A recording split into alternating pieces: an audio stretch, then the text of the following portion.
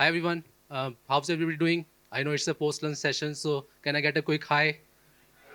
Great. Everybody's awake. Great. Okay. So I think we've had good number of use cases being talked about since morning. Medical imaging, very close to my heart. Somebody talked about medical imaging before the lunch session. We had somebody talking about banking industry and manufacturing as well.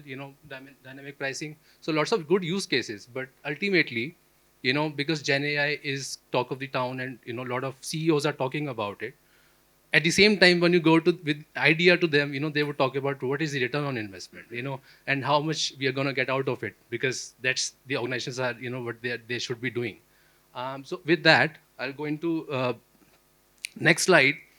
This is how you should thinking all your POCs, all your initiatives, how you should be able to bring into these three areas, whether this is talking about improving productivity of your organization in any ways.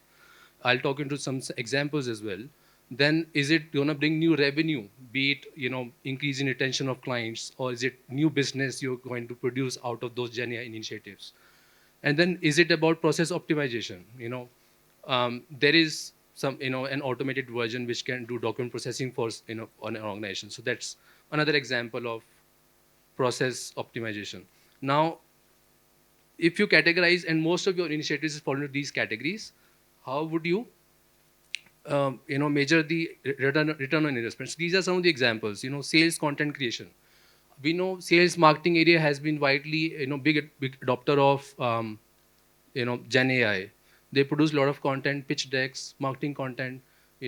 My marketing organization, for example, they do a lot of creative out of Gen AI initiatives. They take, save a lot of time from creating those content automatically using Gen AI.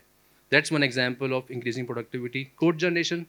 Anybody using here GitHub Copilot? Great. So the benefits, right? So it helps you create good, not just good code, but it helps you verify beforehand before it is deployed to the prod. Then, medical images. So somebody already talked about medical images and documentation. New revenue line. Now, this is where it becomes a difficult conversation with your CXOs in the organization. Once you go with, it's something like this, personalization. You want to personalize experience on your website and app for your clients and users, but what is the ROI? you know and we have to think hardly that, if it is you're building a custom landing page for a user, their behaviors from past patterns. If you give them a custom landing page and how much they are able to purchase for, say for e-commerce website, I think that's one just example which is very hard. You can compute that and give a quantitative measure of that. But what if, it is, say, economictimes.com or economist.com, that's my organization.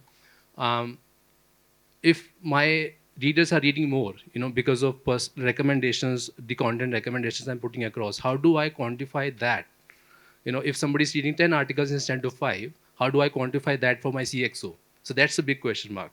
Then intelligent advisory. This is upcoming space in legal. Somebody who believes in astrology, there's Astro Talk and those sort of organizations. How do they measure, you know, output or quantify ROI of something like that, which is mostly automatic? There is a sort of co-pilot or a chat GPT sitting behind the system who can help you, plan your finances or plan your how you want to look at astrology, or, so those sort of things. So this is, how this is of those three initiative categories. How do you pitch new revenue line to the CXOs is a difficult ask. And then process optimization, contact center, intelligent document processing, and then supply chain optimization. I think these are some of the areas which are easier comparative to, say, previous slide, when you can show them the cost saving. That, okay, so there are two factors of revenue, right? Whether it is generating new revenue or it is kind of saving cost for the organization. So with those three categories, if you're able to categorize one of those, it becomes easier. So my next couple of slides would talk you about that framework, that how hard you should be thinking to fit in that sort of framework, and then take it from there. So this is some of the recent studies, I guess. So if you're able to compute the ROI very effectively, in a direct way, it gives you good returns. So over an average, $4 on top of fund, $5 on top of funds kind of investment you would generally see with these initiatives. So that's some of these studies, recent studies are kind of talking about. How do we define ROI? So I'm sure there must be some finance expert in house here, but I would like to focus on two parts of the formula here.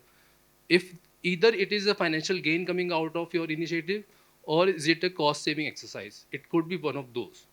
And if you should try hard to fit into those two categories, and then you should be fine. Your pitching to the CXOs would be much more easier if you're able to give them this sort of framework.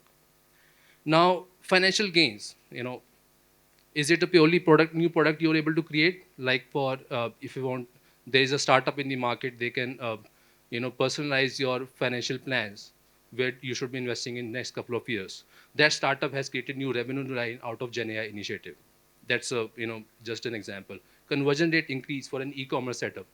If you're able to personalize landing page and they're able to purchase the recommended product on after landing, your conversion rate would shoot up because you could personalize their behaviors and patterns. So that's another financial gain directly you can measure impact of. Now look at cost. Operational cost reduction. So document processing, GitHub code pilot, that saves a lot of man hours for our developers, for example. That's a direct cost saving exercise. And within cost, obviously there would be a cost of deploying GenAI. We are talking about a cost per token for ChatGPT and all those GenAI in the market. That's one kind of cost. But then cloud storage and your whatever time has gone into deploying from POC to prod cycle, that all costs would come into this area. So how do we measure? There are two areas. One is, which is very, you should be, again, this is one of the another key takeaways I would suggest you would take away. Look at the current ROI. So generally, let's say next 6 months, 1 year, when you deploy, what kind of ROI you would get immediately out of it. But it doesn't end here. Anything which we deploy, it has a lifetime. So I would suggest, and the next slide I'll talk about is look at the lifetime revenue as well, and lifetime benefits coming out of the initiative. So this is a very basic formula. Again, you should from previous slide just fill in your numbers here, and then see what kind of current ROI you're getting out of this initiative. But as I said, it doesn't end here, right? What is the lifetime revenue or lifetime gains coming out? That's where it gets more interesting, because our CFOs generally like a lot of numbers. They are not very short-sighted.